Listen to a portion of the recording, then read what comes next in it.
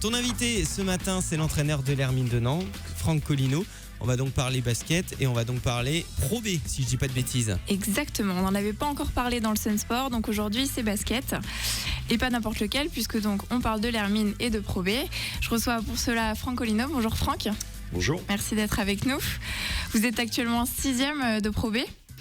Ça veut dire que vous avez donc fait 5 victoires pour 3 défaites. C'est un bon début de saison ? Oui, c'est plutôt un bon début de saison. On est dans le rythme qu'il est nécessaire d'avoir pour répondre à nos objectifs de play-off. Donc, à voir un petit peu plus tard, parce qu'on n'en est encore qu'au début.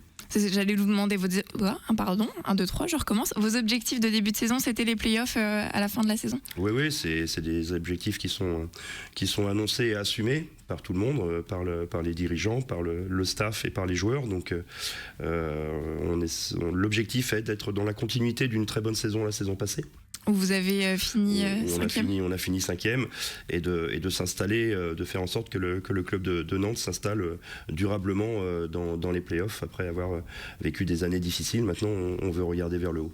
Est-ce qu'à long terme, après 2 bonnes saisons, en tout cas l'année dernière une bonne saison et une qui commence bien, est-ce qu'à long terme la Pro A est quelque chose qui va être évoqué à l'Hermine ? On en parle, voilà, de manière même insistante. Maintenant, on sait qu'il y a différentes étapes à franchir pour cela, et que même s'il faut être ambitieux, il faut savoir aussi avoir les pieds sur terre, et le club a besoin d'avancer, de se structurer et d'augmenter ses moyens pour pouvoir regarder vers la Pro A. Mais bien entendu, aujourd'hui, les objectifs à moyen terme, sous 2-3 ans, sont de regarder vers la Pro A. Le 27 décembre, on en parlait tout à l'heure, vous avez organisé le match de Noël, qui est un dimanche à 17h, donc c'est un rendez-vous un peu familial. Je suppose que vous espérez attirer les familles. Qu'est-ce que vous allez recevoir Bourg-en-Bresse ? Je suppose que vous espérez faire un résultat. Bourg-en-Bresse qui est actuellement 4e. Oui, on a trois matchs à venir là qui sont très importants, avec 2 déplacements à suivre et ce match phare à la Trocardière contre Bourg-en-Bresse, qui est une très grosse armada de la division. Voilà, pour nous d'abord, compétiteurs, il faut prendre ce match-là. Il n'y a pas de non-match pour nous.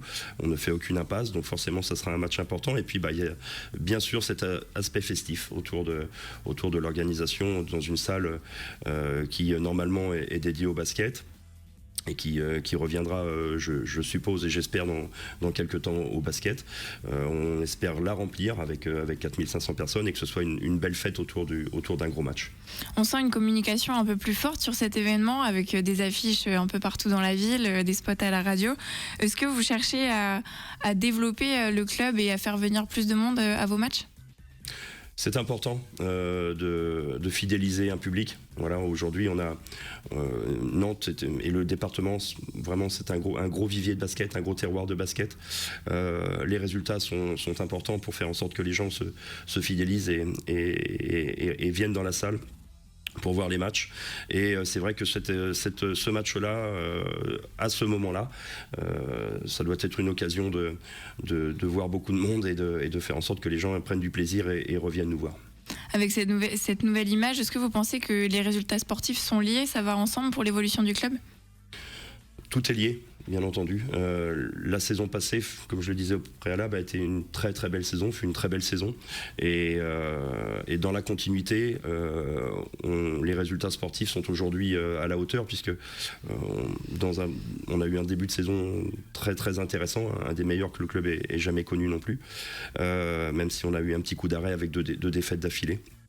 Donc, bien sûr, les résultats sportifs sont importants pour que les gens prennent du plaisir à venir et voir. Ils ont besoin de voir une équipe gagner. À l'image de cette Hermine 2.0, un petit peu, vous avez accueilli cette année un nouveau speaker, Alain Decenne. Est-ce qu'il y a une envie de créer une nouvelle ambiance un peu à l'Hermine, justement pour ces nouveaux résultats sportifs qui sont bons ?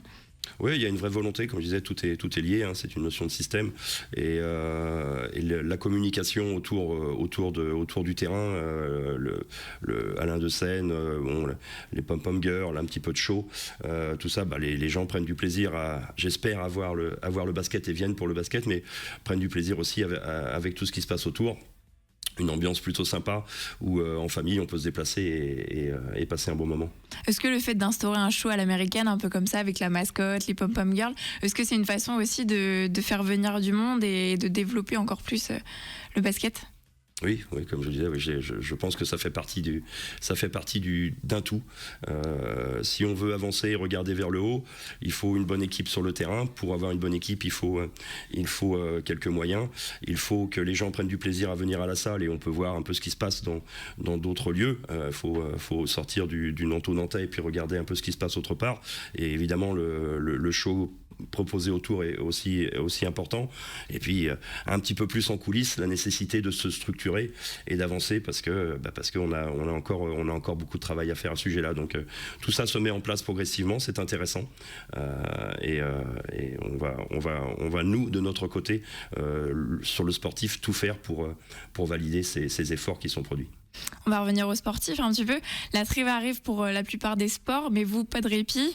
Vous allez enchaîner trois matchs avec le 19, donc samedi, un déplacement à Boulogne qui est 3e. Ensuite, le 22 contre Charleville-Mézières. Donc vous restez là-bas entre les deux matchs. Charleville-Mézières qui est 17e. Et enfin, le match de Noël le 27 face à Bourg-en-Bresse qui est 4e. Est-ce qu'il n'y aura pas de foie gras et de champagne pour les joueurs cette année ? Il y en aura certainement un petit peu, voilà, mais il faut être... Ils sont pros, ils savent ce qu'ils ont à faire et seront raisonnables, j'en suis persuadé. De toute façon, 3 matchs en 8 jours, on est sur le terrain, les garçons au collier depuis le mois d'août maintenant. Donc forcément, il faut faire attention aux organismes et bien gérer sa récupération. Alors tout excès forcément n'est pas validé. Comment vous allez gérer ces 3 matchs, sachant que je suppose que vous allez attendre des résultats de votre équipe ? Notre objectif, nous, c'est de prendre les 3, très clairement. Maintenant, on va partir vendredi après-midi pour un long déplacement en car jusqu'à Boulogne-sur-Mer. Où nous jouerons samedi soir. On va rester sur place, on va faire ce qu'on appelle un road trip. On va rester sur place le samedi soir, le dimanche, s'entraîner là-bas, et puis repartir le lundi matin pour faire directement Boulogne-sur-Mer, Charleville-Mézières, parce que je crois qu'il doit y avoir aux alentours de 300 km. On repart là-bas par car et puis s'entraîner une fois le lundi après-midi à Charleville pour jouer le mardi soir. Ensuite, retour sur Nantes dans la nuit du mardi au mercredi. Off le mercredi puisqu'on arrivera aux alentours de 7h, 7-8h le mercredi matin. Et puis on se réentraîne le jeudi, le vendredi et le samedi à la Trocardière pour prendre quelques marques avant de recevoir la très grosse équipe de Bourg-en-Bresse. Un programme plutôt chargé. Avant votre victoire la semaine dernière face à Poitiers, vous restiez sur 2 défaites. Est-ce que c'est un petit peu un signe de fatigue depuis le mois d'août ? Non, c'est pas forcément un signe de fatigue. Ça fait partie aussi la saison est un long marathon, on n'en est qu'au début. On a joué 8 matchs, aujourd'hui c'est bien équilibré, comme vous le disiez, à 5-3. Le regret pour moi est notre défaite à domicile contre Fos-sur-Mer. C'est un match qu'on tenait et que l'on aurait dû prendre. Voilà, c'est vraiment mon seul regret, je dirais, depuis le début de saison, sur le rapport victoire-défaite que l'on peut avoir. Ensuite, à Orchy, nous nous sommes déplacés en n'étant pas au complet. Il nous manquait Storm Warren, qui est aujourd'hui un joueur très important de notre groupe, qui est très impactant. Patch Morland n'était encore pas revenu. Et on a fait aussi, faut le dire, un mauvais match là-bas. Ça arrive. Eux, de leur côté, ont performé. Donc, une défaite logique. Voilà, l'enchaînement. Ce qui était important, c'était de réagir contre Poitiers, ce qui a été fait. Et puis maintenant, il faut regarder vers l'avant avec ces 3 matchs-là qui, j'espère, vont nous faire basculer à la trêve après 11 matchs dans un bon ratio victoire-défaite.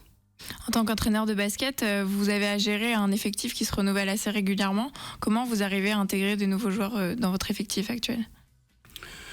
Le fait est que le basket est un sport qui conduit à ça. Moi, j'aurais bien souhaité, je souhaitais avoir plus de continuité entre la saison passée et celle-ci, puisqu'on avait fait une très belle saison. Maintenant, on ne maîtrise pas tout.